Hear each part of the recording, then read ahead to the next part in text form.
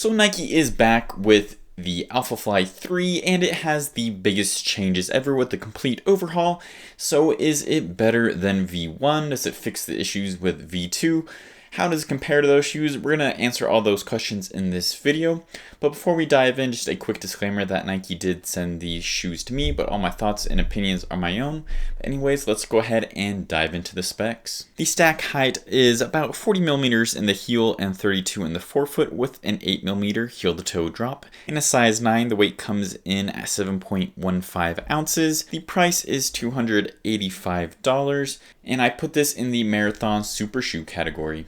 Now let's talk about what's new in the shoe overview. The upper still uses Atom Knit, but is now Atom Knit 3.0, which uses softer yarn, and it also uses different eyelets to help with the midfoot lockdown. The midsole still contains ZoomX, a carbon plate, and zoom units, but now the heel isn't segmented, it's one piece, and the ZoomX formula is less compressed than previous versions, making it lighter and softer. The outsole has reinforced rubber under the air pods for extra protection, as well as light rubber compound that is still grippy. There is also huge cutouts underneath to help save weight. Now let's go ahead and talk about the fit of the Alphafly 3. So in the previous versions, I went true to size in my men's size 12, and that is the same here. I thought it fit the same as those shoes. However, one thing I did feel was changed in the fit was the overall width of the shoe. I thought, especially in the midfoot, it felt a lot wider. The previous Alphaflys were kind of more form-fitting and really hugged your arch and kind of your foot in general, and this one feels more spacious in that regard. Speaking of the arch, I didn't have any issues with the arch in V1. It did feel pronounced, but I didn't get any blisters or anything.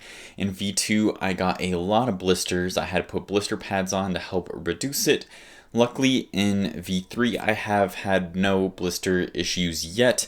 I've heard some people still have, but personally for me, it has not been a problem at all. Alright, now let's talk about the ride and my first impressions of the shoe. First off, this is the easiest Alphafly to put on your foot out of the box.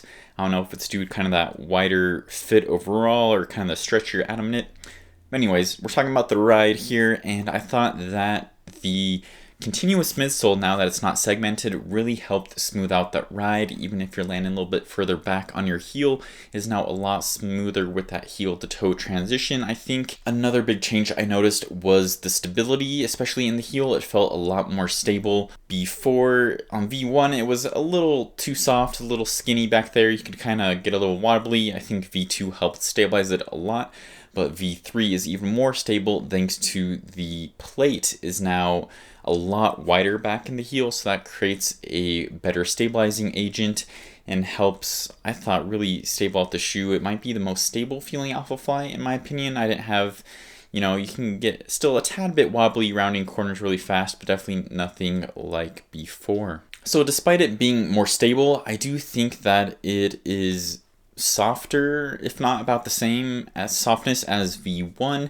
and I think that new ZoomX formula really helps with creating that nice soft bounciness of the shoe. And then of course those air zoom units in the forefoot give you that really nice bounce and pop, and it just works really well together to kind of give you a little softer absorption in the heel and then that springiness from the zoom units in the forefoot. So just a quick note on durability. I don't have a ton of miles on this shoe yet, but I have noticed some visual scuffing on the exposed foam, a little bit of wear on the tread. I think this is pretty normal for a racing shoe, and I'm expecting the durability to be about the same as the previous Alphaflys, but I will have to let you know in my full review.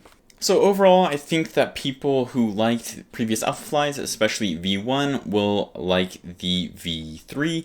And I also think that people that didn't like the V1, that thought maybe the heel was too unstable or that the arch was too aggressive, will like V3 as well. Alright, now let's go ahead and do a couple of quick comparisons. The first shoe I'm going to compare it to is the original Alphafly 1, which is one of my favorite all-time marathon racers.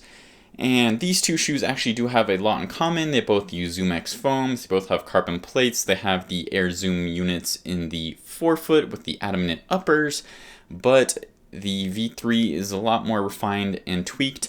One of the biggest differences, like I mentioned, is the forefoot of the Alphafly 1 is separated from its heel, while in the V3 it's the first version to be continuous heel to toe. And I think, again, this helps make a smoother ride.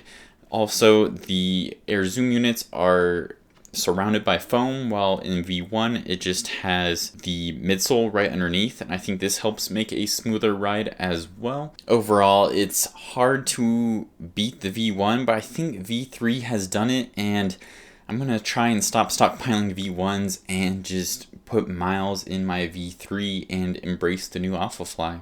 Alright, now comparing it to V2, I think there are a lot of similarities here as well.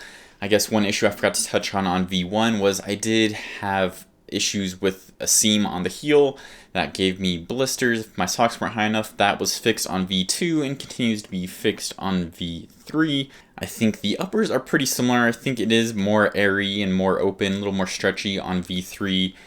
The midsole feels way softer on V3 than V2 in my opinion, but the main thing that really made me dislike the V2 was those arch issues. I just got horrible blisters every time I ran in it.